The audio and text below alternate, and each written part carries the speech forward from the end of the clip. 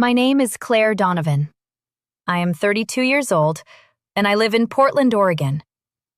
The night I found the hidden lens in my bedroom wall, I was not looking for a camera. I was brushing my hair in front of the mirror. The apartment was quiet. Too quiet. The kind of quiet that makes every little sound feel bigger than it should. The old heater clicked once behind the wall. The lamp beside my bed flickered for half a second, and when the light came back, I saw something near the air vent above my closet. A tiny black dot. At first, I thought it was a dead bug. Then, I climbed onto a chair, lifted my phone flashlight, and looked closer. My whole body froze. It was not a bug. It was a lens. A tiny camera lens, hidden inside the edge of my bedroom vent, pointed straight at my bed. For a few seconds, I could not move. I could not scream. I could not even breathe, because in that moment, every strange thing from the past few weeks suddenly made sense. The missing keys, the open window, the texts from my ex-husband about things he should never have known. The feeling that followed me from room to room. Someone had been watching me. Not from outside. Not from the street. Inside my own bedroom. And the most chilling part was this. I already knew who it had to be. Before I tell you what happened next, make sure you subscribe, because this story is not just about a hidden camera. It is about control, fear, proof, and the terrifying truth that sometimes the person who says you are paranoid is the one hiding the evidence. My ex-husband's name was Daniel Mercer. When people met Daniel, they liked him. That was the first thing everyone always noticed. He had that calm, polished way of talking. He smiled at the right time. He remembered birthdays. He opened doors for women in public. He shook hands with men like he was born for business meetings. To everyone else, Daniel looked like a good husband. Respectful, stable, successful. But behind closed doors, Daniel was different. He never had to yell to scare me. That was the thing people did not understand. He did not need to throw a plate or punch a wall. Daniel's cruelty was quieter than that. He would move my things and then call me forgetful. He would tell me I had said something I knew I had never said. He would delete messages from my phone and then ask why I was hiding conversations. If I cried, he called me dramatic. If I stayed calm, he said I was cold. If I defended myself, he said I was unstable. After 7 years of marriage, I no longer trusted my own memory. I would stand in the kitchen, holding my car keys, wondering if I had really left them in my purse or if I had only imagined it. I would read a message twice before replying because I was afraid Daniel would twist my words later. I would apologize even when I had done nothing wrong, because peace felt safer than truth. That was the life I lived. A quiet prison. A pretty marriage from the outside. A nightmare from the inside. The divorce took almost a year. Daniel fought me on everything. The furniture, the savings account, the car, even my grandmother's old jewelry box, which had no value to him, except that he knew it mattered to me. He did not want things because he needed them. He wanted them because taking from me made him feel powerful. But finally, after months of lawyers, papers, court dates, and sleepless nights, I got out. I rented a small apartment on the 3rd floor of an old brick building near a quiet street in Portland. It was not fancy. The floorboards creaked. The kitchen cabinets did not close properly. The bathroom mirror had a crack near the bottom corner. But to me, it felt like freedom. For the first time in years, I could close my bedroom door and know no one would open it without asking. At least, that was what I believed. The first strange thing happened 3 weeks after I moved in. I came home from work, and found my bedroom window open. Just 1 inch. Not wide. Not enough to make someone panic, but enough. I remembered locking it that morning. I always locked it. For a long time after leaving Daniel, I checked locks like it was a ritual. Front door, bedroom window, bathroom window, front door again. So when I saw that window open, I stood there with my purse still on my shoulder, staring at it. I told myself the lock was old.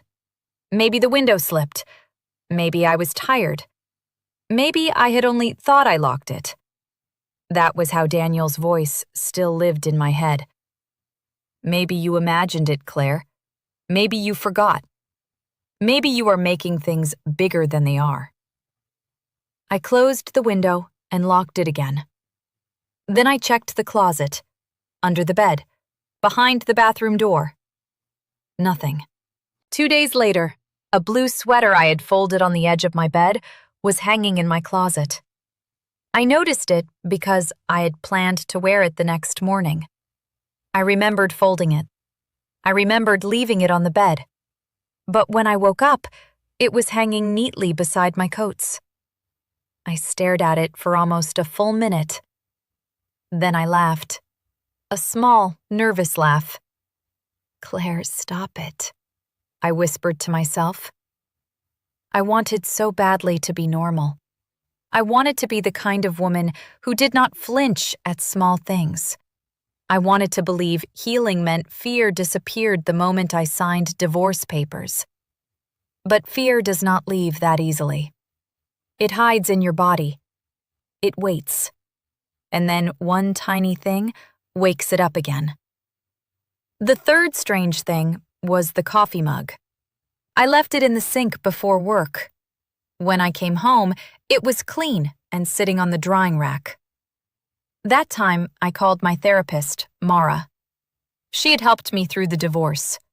Mara was kind, but direct. She never made me feel crazy, but she also challenged me when my fears started building stories. Claire, she said gently, you went through years of emotional control. Your nervous system is still looking for danger. So you think I imagined it? I think your body is trying to protect you, she said. That does not mean you are wrong. It means we slow down and look for facts. Facts. That word stayed with me. So I started writing things down. Not because I wanted drama, because I needed proof for myself. Monday, bedroom window open. Wednesday, sweater moved. Friday, coffee mug cleaned. Sunday, hallway light on when I came home. I kept the list in a notebook inside my nightstand. I did not tell Daniel. I barely spoke to Daniel unless it was through lawyers or about final divorce paperwork. But somehow, Daniel started saying things that matched my private life. And that was when fear turned into something colder. The first message came on a rainy Tuesday afternoon.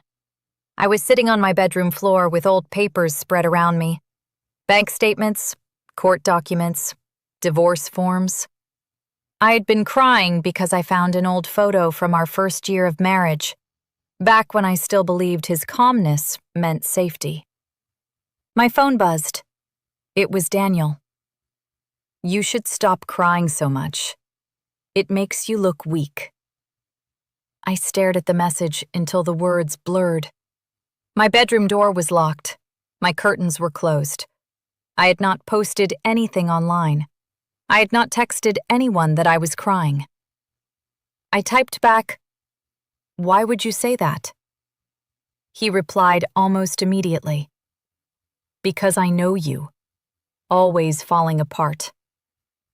I threw the phone onto the bed like it burned my hand. For the rest of that night, I felt watched. I changed clothes in the bathroom with the lights off. I slept on the couch. The next morning, I told myself it was a coincidence.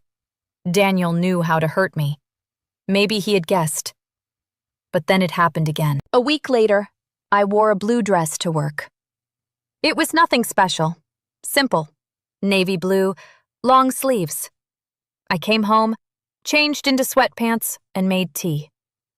That evening, Daniel called about a document his lawyer claimed I had not signed. I hated phone calls with him, but my lawyer's office was closed, and I wanted the divorce finished. Daniel's voice was smooth. Too smooth. "You always make simple things complicated," he said. "I signed what my lawyer sent me. You signed the wrong copy. Then send it through the lawyers." He sighed. "Still wearing that blue dress like you're going to a funeral?" My fingers went numb around the phone. "What did you say?" He went quiet. I slowly turned toward the bedroom. The dress was hanging over the chair. My curtains were closed. "Daniel," I said, trying to keep my voice steady. "How do you know what I wore today?" He laughed. "You probably posted it somewhere." "I didn't." "Then maybe I guessed." "No one guesses that." His voice dropped. There it was. That tone. The one he used when he wanted me small. "Claire, listen to yourself. This is why the divorce is happening. You take one sentence and build a whole crime scene around it." I hung up. Then I locked myself in the bathroom and cried without making a sound. Because he sounded so sure, so calm, so practiced. And for a few terrible minutes, I almost believed him. After that call, I changed my routine. I covered my laptop camera with black tape.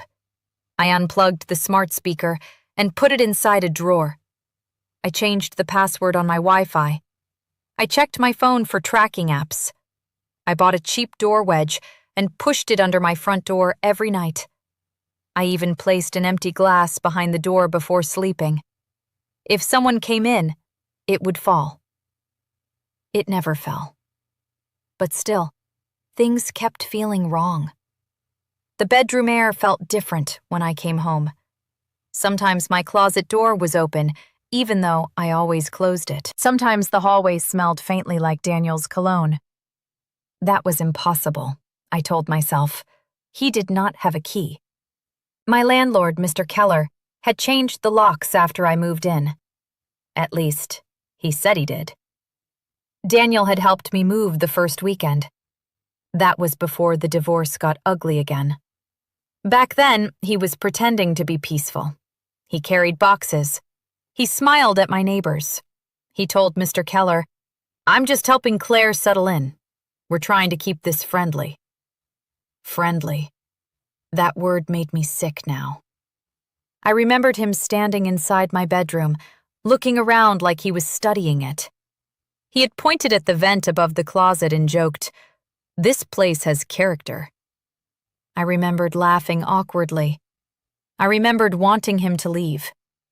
I remembered him staying longer than he needed to. That memory returned the night I saw the black dot. The lamp flickered. The tiny circle appeared. And the whole lie cracked open. I did not pull the camera out. That was the first smart thing I did. Every part of me wanted to rip it from the wall. I wanted to scream. I wanted to smash it. I wanted Daniel to feel 1 second of the fear he had planted inside me for years. But then I heard Mara's voice in my mind. Look for facts. Facts mattered now. Proof mattered. Daniel had always won because he made truth look messy. This time, I needed the truth to be clean. I stepped down from the chair and forced myself to breathe. Then, I recorded everything. I filmed the room first. My bed, the closet, the air vent. Then I slowly moved closer to the lens. My voice shook as I spoke. This is my bedroom. This is my apartment. I just found what looks like a camera hidden inside the vent above my closet. I turned the phone toward my bed again. It is pointed directly where I sleep. I took photos from every angle. Wide shot, close shot, flash on, flash off. Then I called my older brother, Ethan. Ethan answered, sleepy and worried. "Claire, it's almost midnight. What happened?" "There's a camera," I whispered. "What?" "In my bedroom." Silence. Then his voice changed completely. "Do not touch it. Do not remove anything. I'm coming right now." Ethan lived 20 minutes away. He arrived in 12.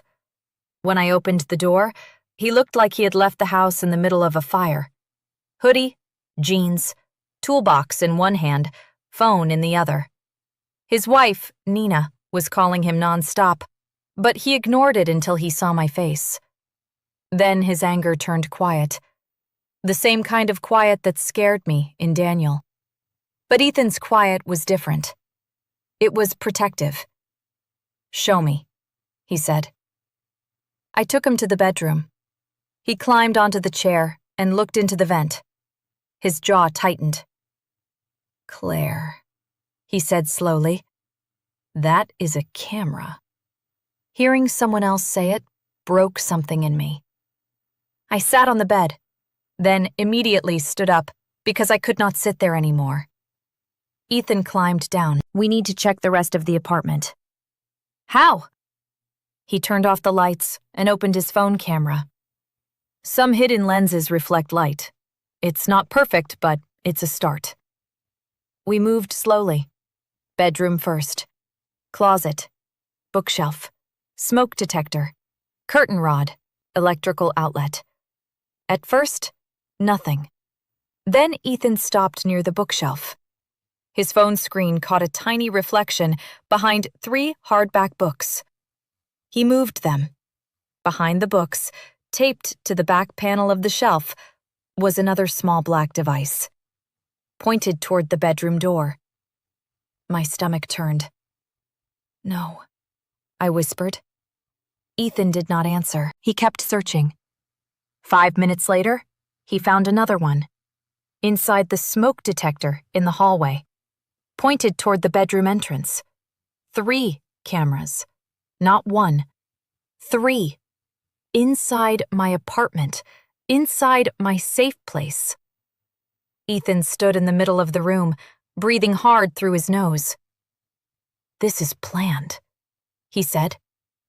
I covered my mouth. The word hit me harder than the cameras. Planned meant time. Planned meant access.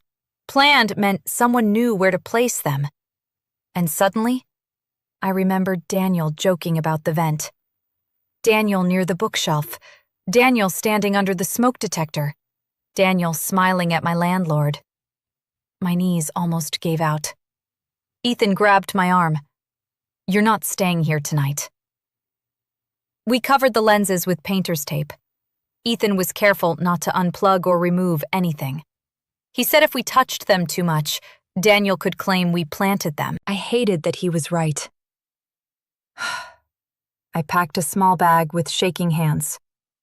Toothbrush, phone charger, a hoodie, my divorce papers, the notebook where I had written down the strange things. Before leaving, I stood at my bedroom door and looked back. The room looked normal. That was the worst part. A made bed, a soft lamp, a closet, a bookshelf, a place that looked safe. But safety had been an illusion. At Ethan's house, Mina wrapped me in a blanket and made tea. I did not drink it.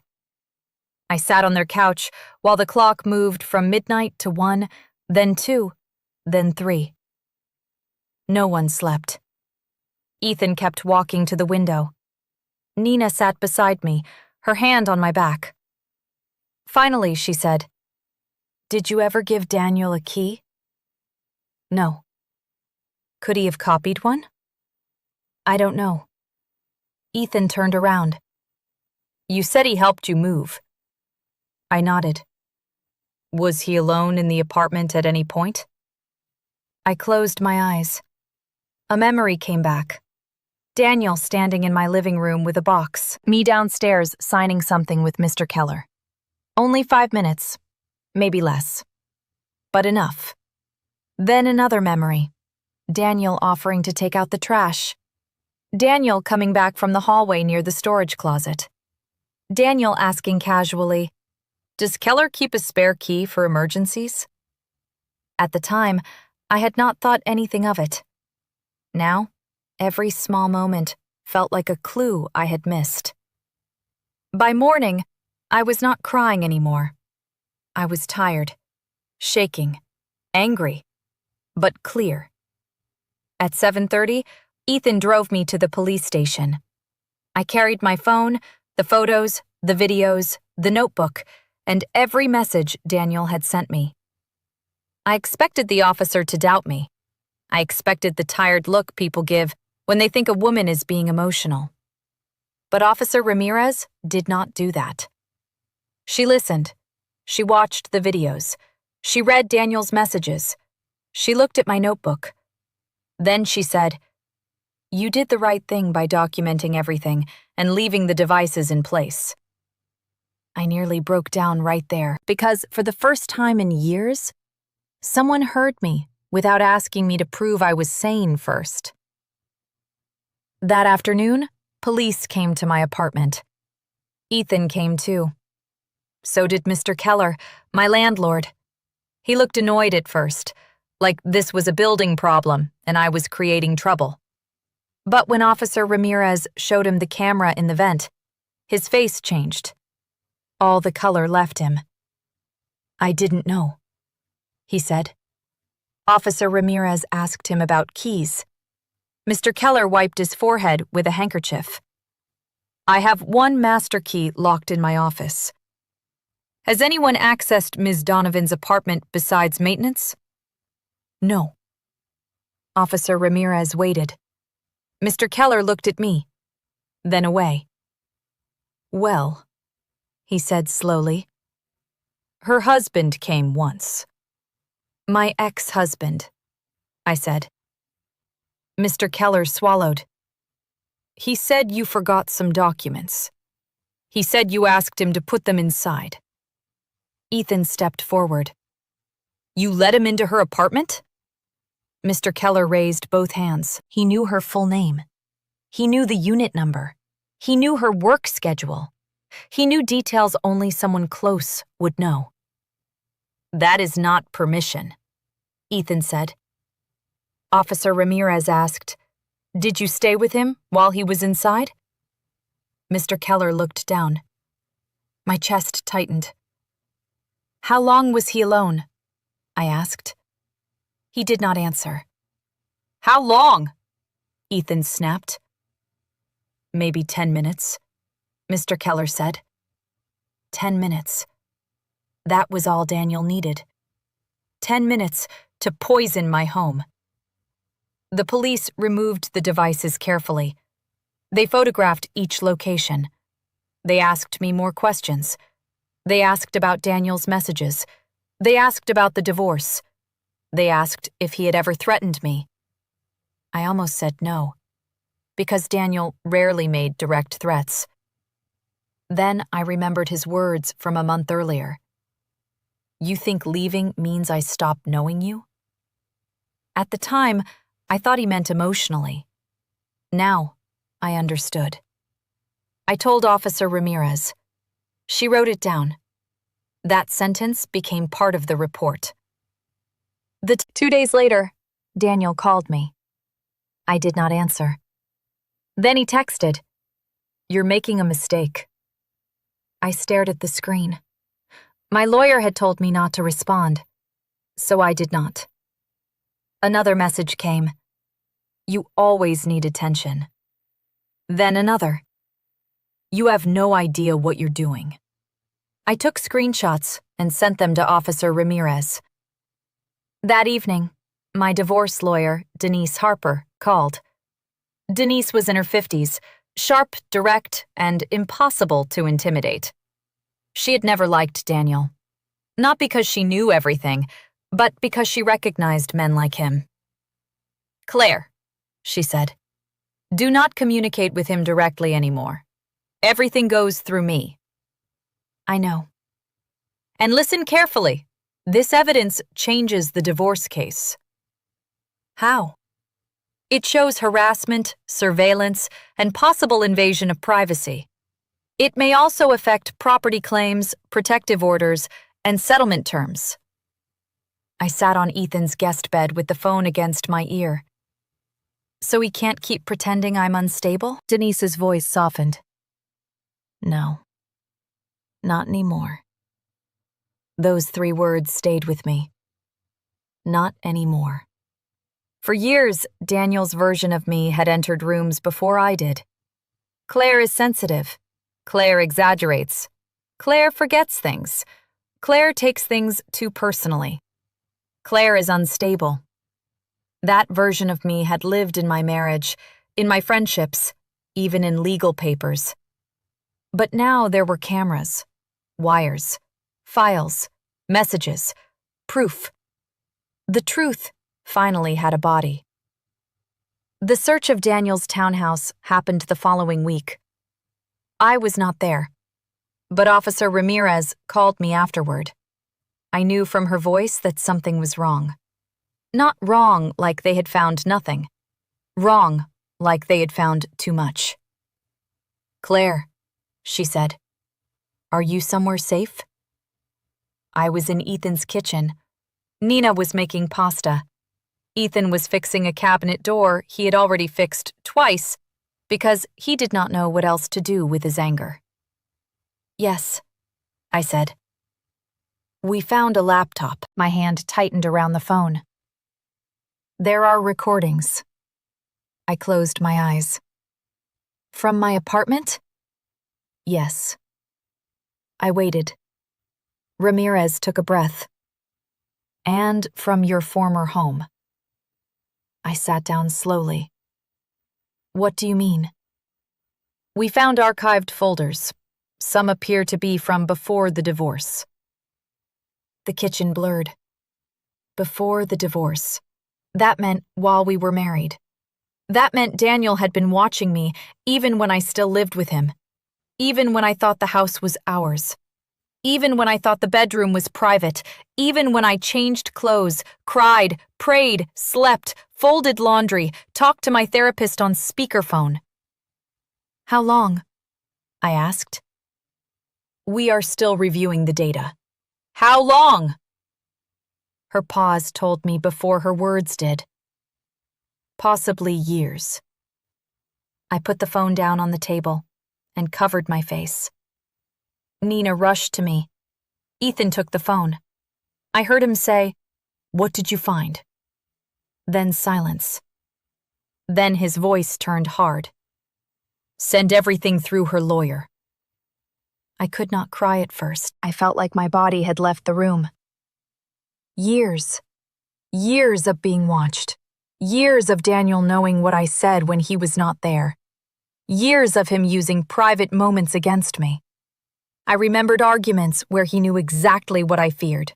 Times he would say, "Even your therapist thinks you're weak." I had accused him of guessing. He had laughed. Now I knew. Maybe he had heard. Maybe he had watched. Maybe he had collected pieces of me and used them like weapons. That night, I sat outside on Ethan's back porch until the air turned cold. Nina came out with a blanket. She sat beside me. For a long time, neither of us spoke. Then I said, I wasn't crazy. Nina's eyes filled. No, she said. You weren't. I nodded, but the words did not feel comforting yet. Because being right did not erase what happened. Sometimes being right is its own kind of grief. The laptop revealed more than videos. It revealed notes. Daniel had kept a folder with my name on it. Inside were screenshots, recordings, saved messages, and written observations. Officer Ramirez did not show me everything. She said some of it was too invasive and would be handled as evidence. But Denise received a summary. And one afternoon, in her office downtown, She read parts of it to me. I sat across from her with Ethan beside me. Denise put on her reading glasses and looked at the page. "Claire," she said, "you can stop me any time." I nodded. She read softly. "Subject checks bedroom closet when anxious." My stomach turned. "Subject keeps divorce documents in blue folder." I looked down at my hands. "Subject calls therapist after conflict. Usually cries within 10 minutes." Ethan stood up and walked to the window. Denise stopped. "That's enough," I whispered. She closed the folder. For a moment, no one spoke. Then I asked the question that had been sitting inside me like a stone. "Did he ever love me?" Denise's face changed. She was my lawyer, not my therapist. But in that moment, she looked at me like a woman, not a client. "Claire," she said carefully, "I cannot answer what he felt, but I can tell you what he did. He treated your privacy like something he owned." Something he owned. That was the sentence. That was the truth under the truth. The chilling truth was not only that Daniel had watched me. The chilling truth was that he never saw me as free. He saw me as his property. Even after I left, even after the divorce, even after I begged for peace, he still believed he had a right to know my thoughts, my movements, my tears, my fear. The cameras were not about love. They were about ownership. And for the first time, I stopped asking why he did it. Because asking why kept me tied to him. The better question was, what do I do now? Denise filed for an emergency protective order. Officer Ramirez added Daniel's latest messages to the case. The police investigation expanded. The landlord was interviewed again. Mr. Keller admitted Daniel had come to the building twice. The first time was during the move. The second time was when Daniel claimed he needed to leave legal documents. Mr. Keller said Daniel was calm, polite, convincing. Of course he was. That was Daniel's gift. He could make invasion sound like concern. He could make control sound like love. He could make lies sound like reasonable explanations. When the protective order hearing came, I felt sick before entering the courtroom. I had been in court with Daniel before, for divorce matters, property matters, arguments over accounts and furniture. But this was different. This time, the room was not about who got the coffee table. This was about safety. Daniel arrived in a gray suit, clean-shaven, hair neat, face calm. He looked like a man who had been wrongly accused of something beneath him. When he saw me, he shook his head slightly, just enough for me to notice, just enough to make the old fear rise. That was always his way. Small gestures, tiny punishments, private warnings in public rooms. My hands began to tremble. Ethan leaned toward me. "Look at me," he whispered. I turned. "You don't have to convince him," he said. "You only have to tell the truth." The judge reviewed the evidence, the cameras, the messages, the landlord's statement, the preliminary findings from Daniel's laptop. Daniel's lawyer stood and said the devices may have been installed for security concerns. I almost laughed. Security. There were no cameras watching the front door. No cameras facing the street. No cameras near the kitchen window. Only the bedroom. Only the hallway outside the bedroom. Only the spaces where I was most private. Denise stood slowly. "Your Honor," she said, "security protects a home from outsiders. These devices were hidden inside Ms. Donovan's private living space and directed toward her bedroom. That is not security. That is surveillance." The judge granted the protective order. Daniel's face did not change much, but I saw his jaw tighten. For the first time, the room did not bend around him. For the first time, his calm voice did not save him. After the hearing, Daniel's mother called me. Her name was Patricia. During the marriage, Patricia had always treated Daniel like a misunderstood saint. If I said he hurt me, she said, marriage is hard. If I said he lied, she said, Daniel has always been private. If I said I felt trapped, she said, you young women give up too easily. I did not answer her call. Then, she left a voicemail. Her voice was shaking. Claire, I don't know what to say. I didn't know about the cameras. I swear I didn't know. I listened to it twice. Then, I deleted it. Not because I hated her, because I was done carrying the emotional weight of people who had ignored the signs when it was easier. 2 days later, she sent a letter. I almost threw it away, but Nina found it on the kitchen table and asked, do you want me to read it first? I nodded. She opened it. Her face became still. What does it say? I asked. Nina hesitated.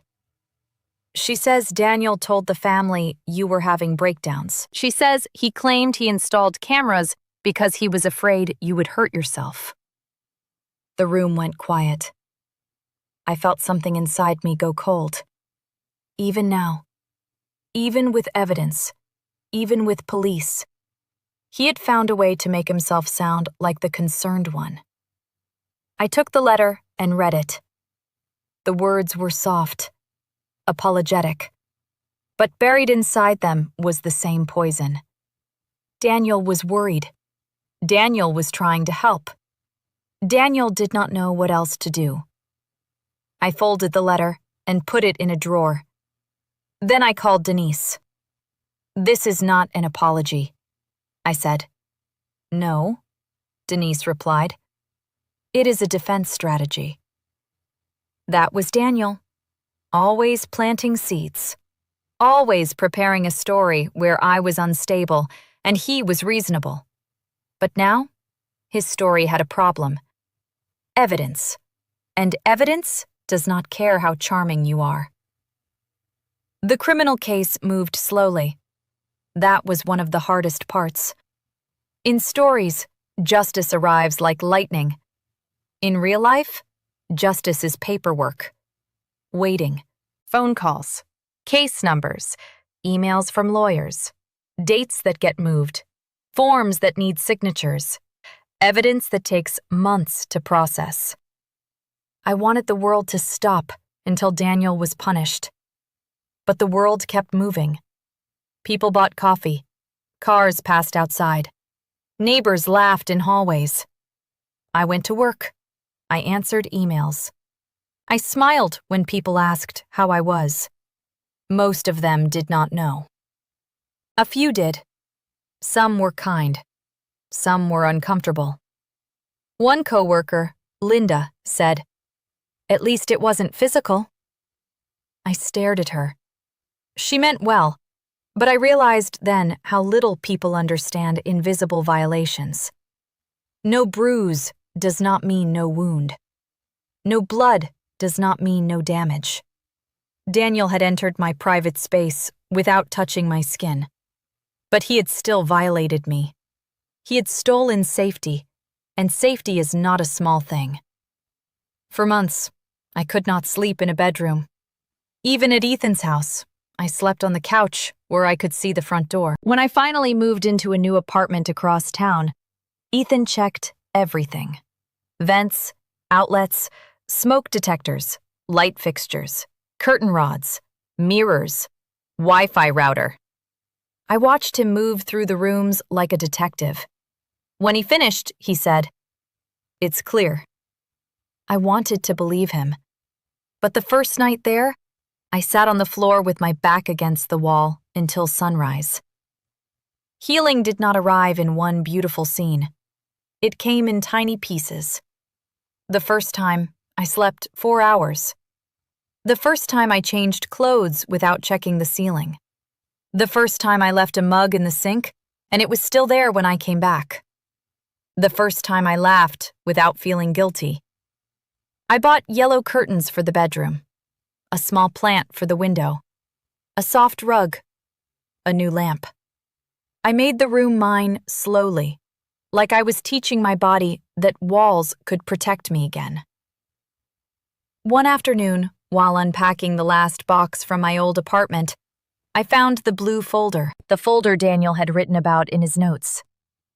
Inside were divorce papers, bank records, and old letters. At the bottom was a note Daniel had written years earlier, after one of our worst fights. It said, "You always make things bigger than they are." I sat on the floor, holding that note for a long time. Those words had once crushed me. They had made me question every feeling, every fear, every instinct.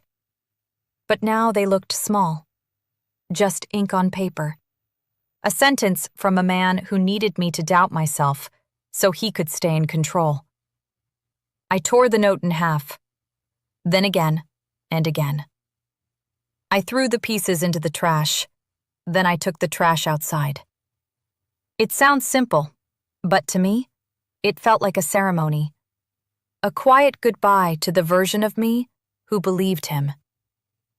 The final hearing happened almost a year after I found the lens. By then, Daniel had been charged. The evidence from the laptop had been reviewed. Some charges were tied to illegal surveillance. Some were tied to harassment. Some details were sealed because of privacy. I was grateful for that. I did not want the world seeing what Daniel had stolen. I only wanted the court to know enough to stop him. When I walked into the courtroom that morning, I wore a dark green dress and low heels. My hair was tied back. My hands were steady. Ethan and Nina sat behind me. Denise sat beside me. Daniel sat across the room with his lawyer. He looked thinner, more tired, but still not sorry. That was the thing I had finally accepted. He might regret being caught. He might hate the consequences. But sorry? No. Daniel did not look at what he did and see harm. He saw failure. His plan had failed. His control had failed. His perfect image had failed. When it was time for my victim's statement, I stood. I had written 3 pages. I planned to read them. But when I reached the front, I looked at Daniel and folded the paper. I did not need all 3 pages. I only needed the truth. "You made me believe I was losing my mind," I said. The courtroom was silent. "You moved things and called me forgetful. You used my fears against me and called it love. You watched me when I cried. You watched me when I slept. You collected pieces of my private life and used them to control me." Daniel stared straight ahead. I kept going. For years, I thought the problem was that I could not explain my pain clearly enough. But now I know the problem was never my voice. The problem was that you benefited from my silence. His jaw tightened. "You told everyone I was paranoid, but the cameras proved I was paying attention." For the first time, he looked at me. I took a breath. "You forgot that proof can watch back." He looked away. That small movement gave me more peace than I expected. Not because I had hurt him, but because the truth had finally entered a room he could not control. The court gave him consequences. The protective order stayed in place. The divorce settlement changed. Daniel lost claims he had been fighting over for months. He was ordered to stay away from me, my home, my workplace, and my family. There were legal penalties. There were fines. There were restrictions. There were things I cannot share because of the case. But what mattered most was this. The world finally stopped asking me to prove I was not crazy. The evidence did that for me. After court, I walked outside into cold rain. Portland rain is soft but steady, the kind that slowly covers everything. Ethan hugged me first, then Nina. For a moment, I let myself lean into them. I had spent so long trying to stand alone that I forgot love could feel safe when it was not used as a weapon. "You did it," Ethan said. I shook my head. "No," I said. "I survived it." And that was the truth. I did not win like people win games. I did not walk away untouched. I carried fear. I carried anger. I carried memories I did not ask for, but I also carried something Daniel never wanted me to have. My own trust. Trust in my instincts. Trust in my memory. Trust in that quiet voice inside me that said, "Something is wrong. Look closer. Do not let him explain your fear away." Months later, I started sleeping through the night. Not every night, but some nights. Then more nights. I started therapy again, not because I was broken, but because I deserved help putting myself back together.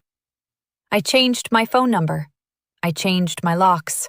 I changed my routines. But I did not change the parts of me Daniel tried to destroy. I was still gentle, still hopeful, still someone who believed life could become soft again. One Saturday morning, I opened my bedroom curtains and sunlight filled the room. The yellow curtains glowed like warm glass. My plant leaned toward the window. The apartment was quiet. But this time, the quiet did not scare me. It held me. I made coffee. I left the mug on the counter. I came back an hour later, and it was exactly where I left it. I smiled. A small smile.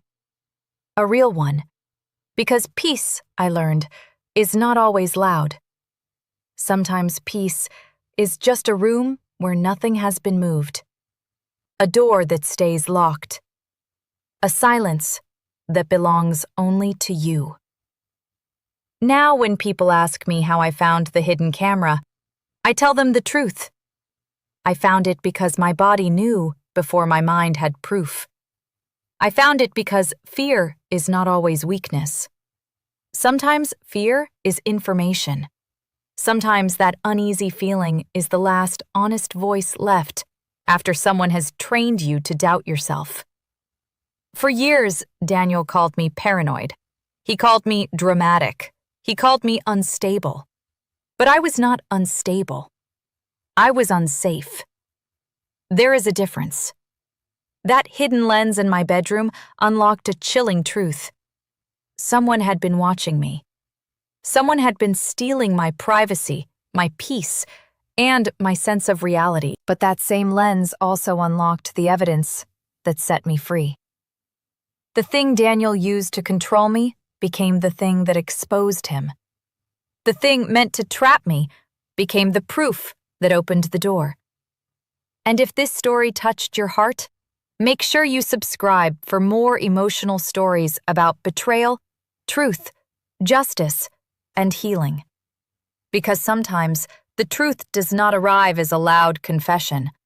Sometimes it is hidden in a tiny black dot on the wall. And sometimes all it takes to save your life is believing.